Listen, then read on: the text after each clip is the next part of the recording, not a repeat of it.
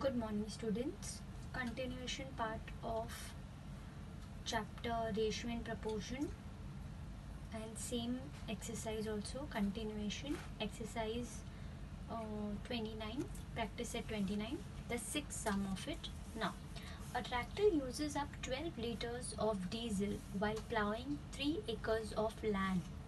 How much diesel will be needed to plow 19 acres of land? Solution. Student, now I have written the statement part. One by one I will explain you. Now, for plowing 3 acres of land, diesel used by tractor is 12 liters. Okay, this is already given in the problem. So this line you are going to copy from the problem itself. Then the first statement will be, you will have to first find 1 acre of land, how much diesel is used by the tractor to find 19 acres of land, how much diesel is used by the tractor.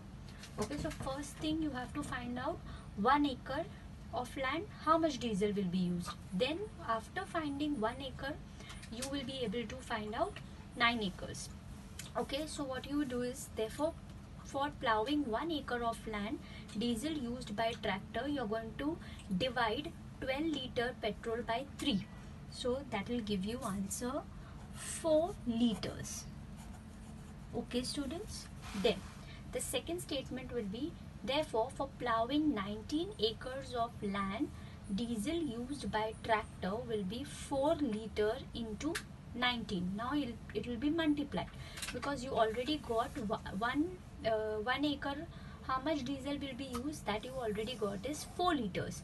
So now you are going to multiply this 4 liter by 19 to get the actual liters, that how much diesel will be used. So it will be 19 into 4 is 76 liters. Getting me, students?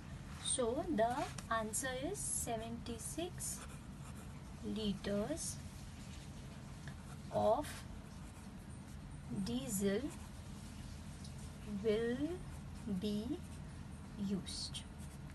Followed now the seventh sum. Okay, the again seventh sum is, at a sugar factory 5,376 kg of sugar cane be obtained from 48 tons of at a sugar factory 5,376 kg of sugar can be obtained from 48 tons of sugar cane. If Savita Tai has grown 50 tons of sugar cane, how much sugar will it yield? Okay, so this is the problem, student. Now the solution will be, from 48 tons of sugar cane, 5,376 kg of sugar can be obtained. Okay, this statement you are going to copy from your problem only. Again, you have to first find out that from 1 ton how much sugar cane is obtained, to find out that how much sugar will be yield from 50 tons. So first thing you will have to first find out for 1 ton. So for that you will have to again divide 5,376 divided by 48. So the answer you get is 112 kg of sugar is obtained. Okay, students. Then the second statement is, therefore from 50 tons of sugar cane, we are going to multiply this 1 ton by 50. So the answer you get is 5,600 kg. Okay, so therefore the answer is 5,600 kg of sugar is yield.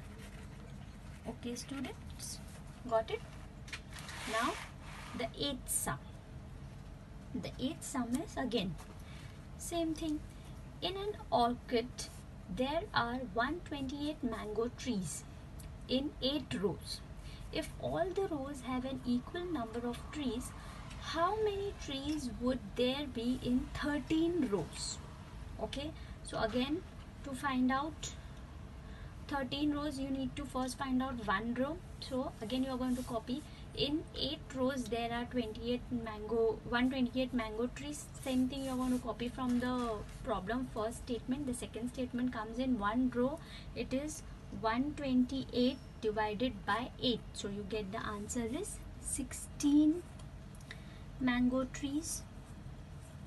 Getting me, students? Therefore 13 rows, again you are going to multiply 16 by 13. You get the answer 208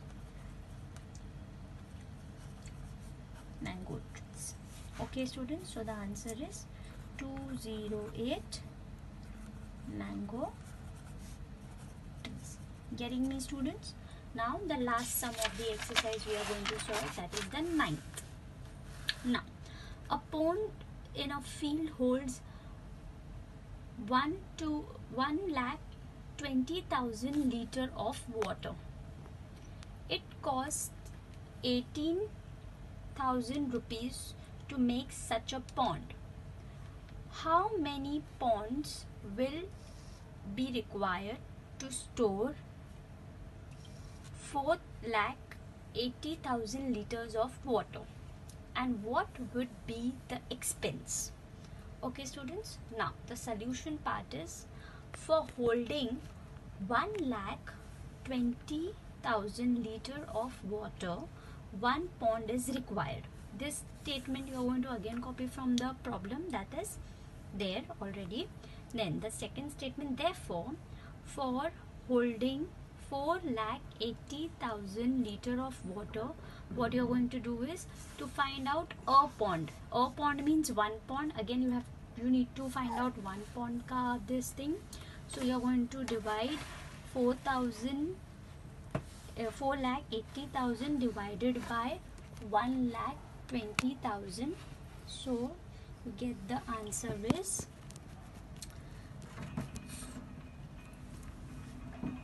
4. 4,80,000 divided by 1,20,000 is 4. So 4 ponds. Okay students, therefore the cost of making one pond is rupees 18,000. That is already given in the question. Okay students, so now you have to write the third statement, that is the cost of making 4 ponds. Then you have to multiply this. It is 18,000 into 4 gives you 72,000, sorry. Then therefore the answer is 4 ponds are required. The expense occurred would be 4 ponds are required, and the expense